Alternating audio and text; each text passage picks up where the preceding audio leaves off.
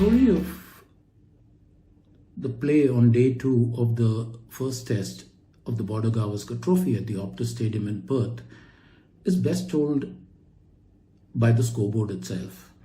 India ended the day on 172 for no loss, 217 runs in front with all 10 second innings wickets in hand. Tejasvi Jaiswal was batting on a very mature 90 not out of an uncharacteristic 193 balls, and KL Rahul was batting with a great degree of calm and composure on 62.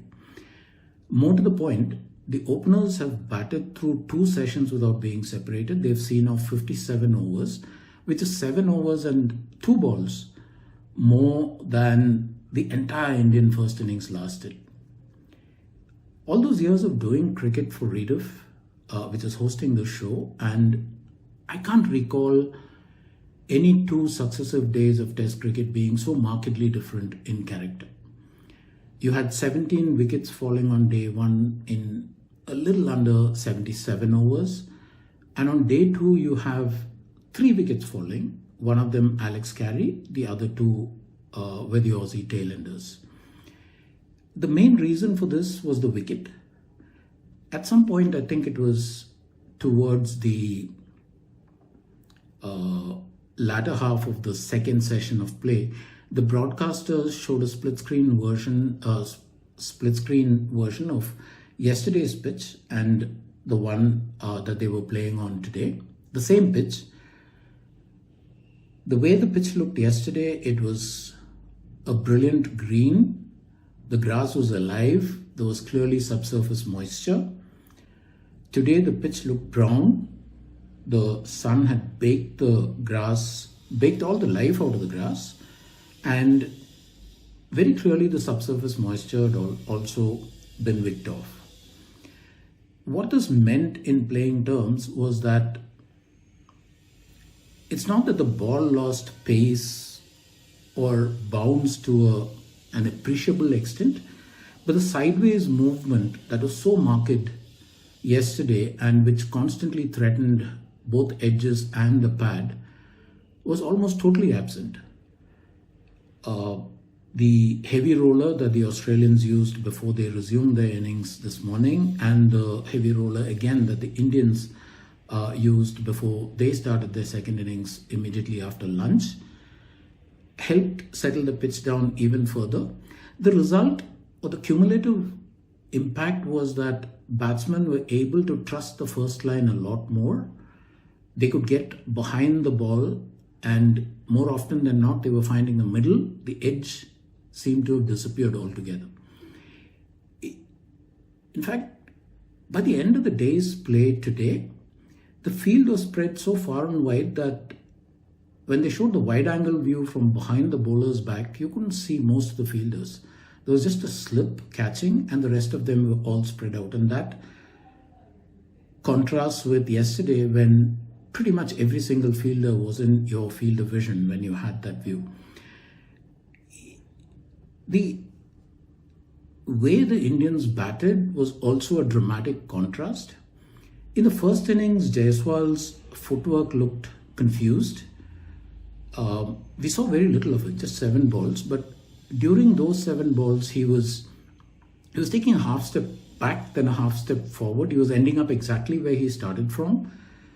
His balance was off, and he was addressing the ball away from the body.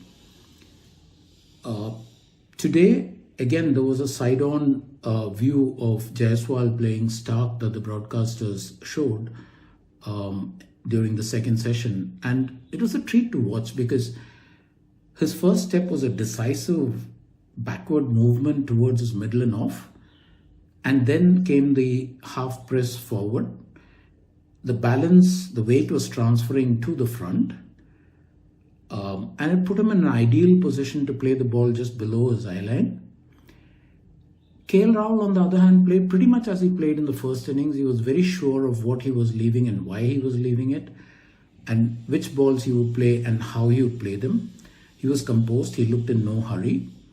But he and Jaiswal both had an eye on the scoring opportunity, and more importantly, Both batsmen seemed very aware of the potential of the short single. The middle session, which is when India started its second innings immediately after lunch, was particularly good for the batters. The Australian bowlers during that phase looked a touch off the boil, particularly once they found out that, unlike in the first innings, they couldn't have the ball on a string. They were much better post-tea though. The lines were tighter, the lengths were fuller, they were attacking the stumps most of the time, and just every now and again they kept teasing that outside edge by bowling an angle, just enough to keep the batsman honest.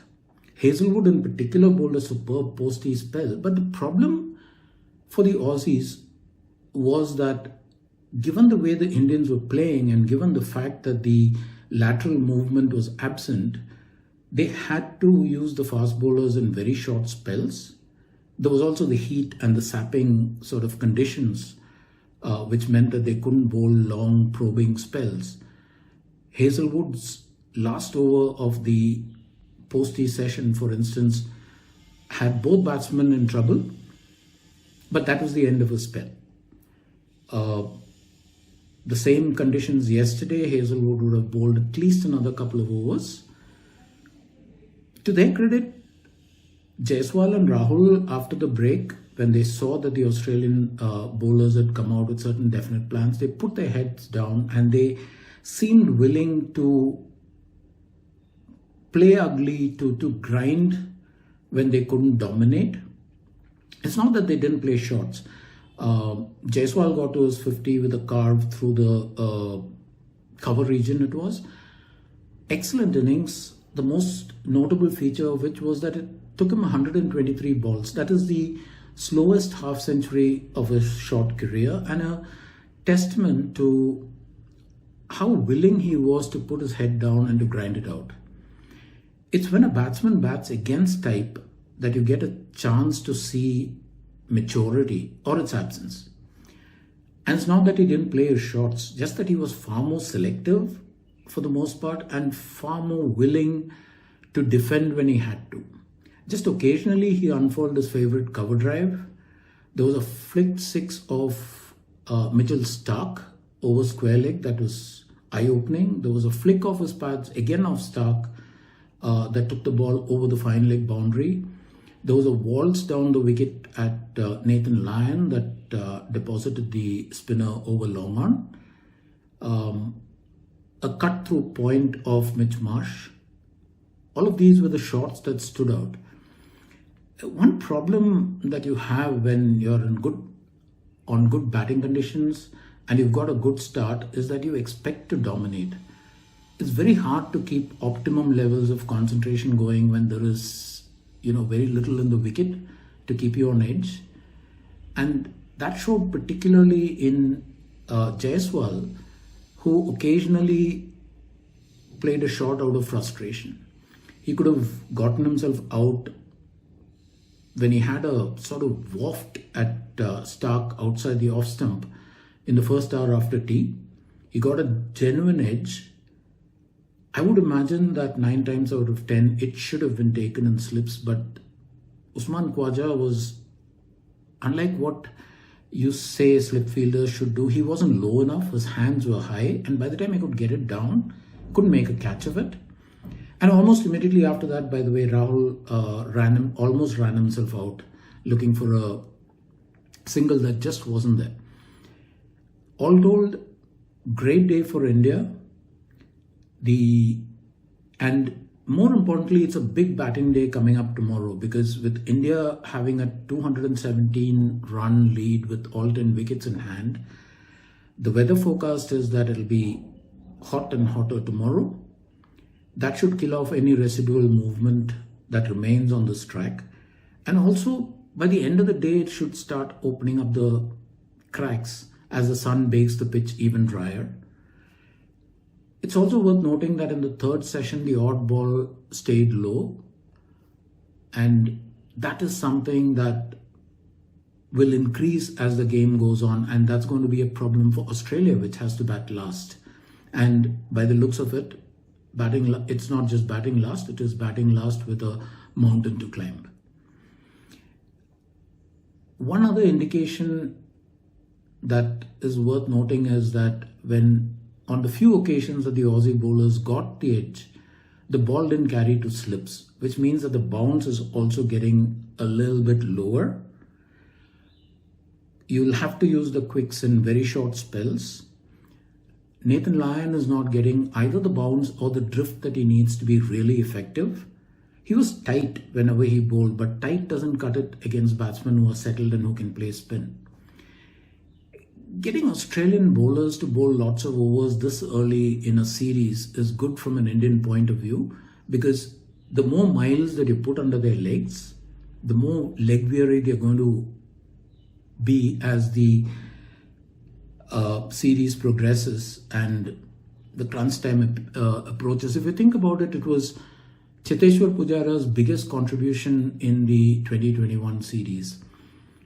He played 968 balls in that series. That's 161 overs, a little over 3 balls over 161 overs that the Australian bowlers had to bowl to him alone. By the time he was done with them, it was like the bowlers thought that their legs had shrunk by a few inches and whatever was left of their legs was full of lead. It's the ideal setup for India to bat Australia entirely out of the game and put enormous pressure on the home side in the 4th innings. All of that said, and this is a cricketing cliche, but it's applicable, the first hour is when the attack will be at its sharpest. The bowlers would have had a night's rest. If Rahul and Jaiswal can go past that period, it's going to be a very long, very hot day for Australia. I should end there, but I have the mic and I have a pet peeve. I want to know what happens to bowling captains and bowlers when number 11 walks out. This morning, Bumrah took exactly 1 ball of his first over to get rid of the potentially dangerous Alex Carey. Harshit Rana got the next wicket, the 9th wicket out fairly soon thereafter, I think a couple of overs after that. And Josh Hazlewood walks in at number 11. The next thing you know, the field is spread. It's like Jeffrey Boycott would say, you could take singles on that field. I mean, his grandmom could have taken singles on that field batting with a broomstick. There were points when Stark was batting and later when Hazlewood was batting, when you had 4 and sometimes 5 players out in the deep. And that's what I'm curious about. What makes a bowling unit and a bowling captain think that having got rid of 9 batsmen, at least 6 of them top order batsmen, for very little runs, you can't attack at both ends when numbers, in this case 9, that is Stark, and 11, that is Hazlewood, are batting.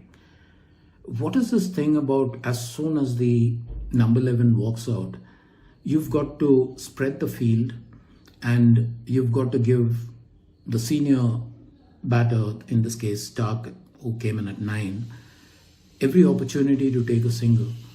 What did happen was that an innings that should have folded up inside the first hour, the first 2 wickets of the remaining 3 fell inside of about 20 minutes of once play started this morning. Instead of that, India spent the entire first session in the field, and Stark and Hazlewood put on about 25 valuable runs and consumed 110 deliveries. Honestly, I've seen this over and over and over again, and I've never understood the logic of this.